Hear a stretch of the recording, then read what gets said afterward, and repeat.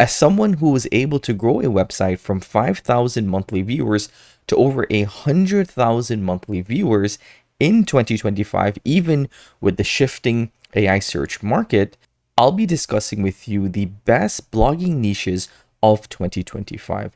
So again, it is no shock that AI is changing the way that people are searching. More and more people are using ChatGPT to search. More and more people are using Google's AI Overview feature to get their information and are less likely to click on websites and read through information. Some new stats say that over 18% of all the searches in March of 2025 were the Google AI Overviews. But I think the most important stat here is that the CTR, which is the click-through rate, drops 34% for results that trigger an AI overview. So what that means, for every search, if I get an AI overview for that keyword, then 34% of people are less likely to click on websites. So that means that there's going to be an enormous uptake in zero-click searches. So that means when people search, they won't click on websites, they would just get the information and move along. So again, with all of these changes, we need to think about what are the best niches to get into and what is the best place to position your website or your business in if you are creating a new website within the blogging niche. So let's go ahead and talk about that. Before we get into actual specific niches, I want us to think differently about how we think about niches. We can't just think about traditional niches because AI is changing the way that people get information and the access to information so easy. We need to think about niches in which people will need more deep information to research, niches in which people don't want to necessarily get a quick answer and then move on, and niches in which we can essentially give more value than someone can get from just getting information from the AI overview or ChatGPT. A rule of thumb when thinking about niches is you want to do something that's going to be hard, something that's going to be harder to replicate compared to what anyone else can do, using AI. So current events is really good because using AI, it's harder to write current events. So you can't necessarily write on more up-to-date information because the AI is not trained on that information, and people are always searching up that information, and Google loves fresh new content. And if your website providing fresh and new content, then it will skyrocket your website compared to all these websites that are recycling the same information. And there's also new searches per month, so there's less competition for current and new events. So again, you can be within the AI space and you're just doing breaking news around AI in different industries, different AI models, different AI uses, ethical uses of AI, and so on and so forth. You can do current event around news, political events, or just world events, or you can specify that to a specific place.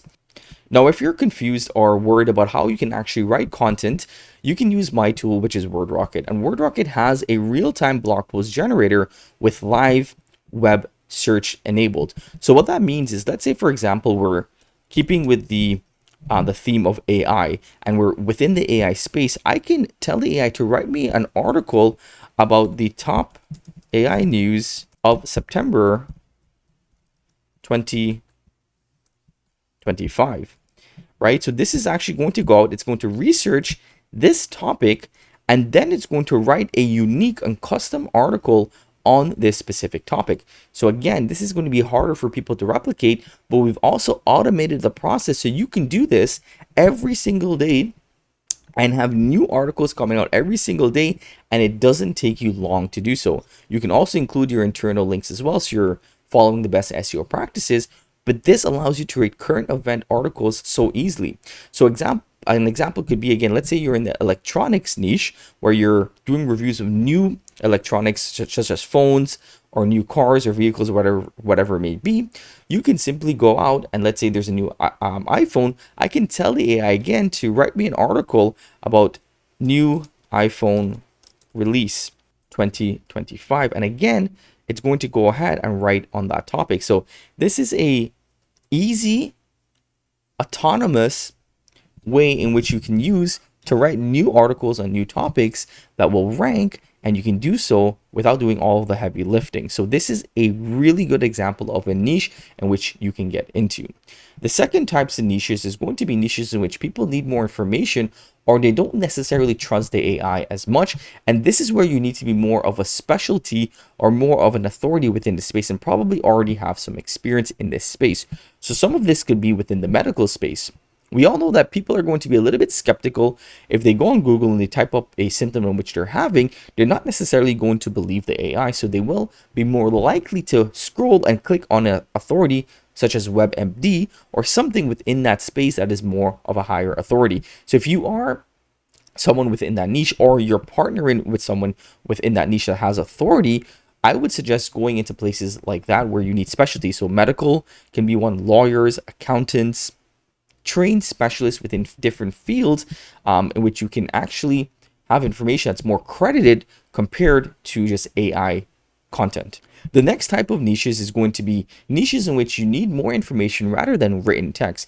As we can see here, the AI overview is good at giving us text, but it doesn't really give us maybe more information like videos that we may need.